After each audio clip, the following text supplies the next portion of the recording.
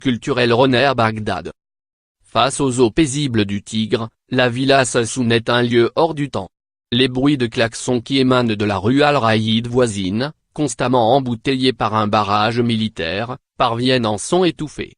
La villa ottomane est un cocon feutré au lustre des Katy, à l'image de ce quartier de Bagdad qui fut le cœur de la vie politique et culturelle des années 1920 jusqu'à la dictature imposée, en 1979, par Saddam Hussein.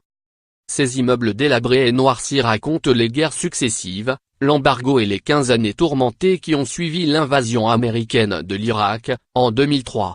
Les bric-à-brac et les surplus militaires ont remplacé les théâtres et cafés qui faisaient la renommée de la plus ancienne rue de Bagdad.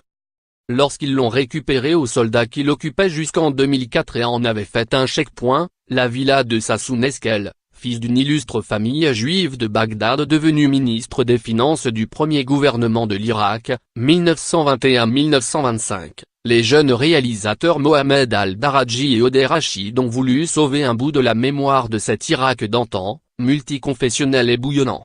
Entre ces murs chargés d'histoire, ils ont défié l'occupation, les violences confessionnelles et le délitement de l'État pour donner forme au rêve un peu fou de faire renaître le cinéma irakien. 14 ans plus tard, le rêve s'est concrétisé. Créé en 2009, au sortir de la guerre civile, l'Iraqi Independent Film Santé, IFC, Centre indépendant pour le cinéma irakien, est une pépinière de jeunes talents. Inspiré par le néoréalisme italien et le cinéma de l'Allemagne d'après-guerre, ils défendent un cinéma ancré dans la réalité, qui puise dans l'histoire tourmentée de l'Irak, dans les vies des 37 millions d'habitants où le romanesque le dispute au dramatique.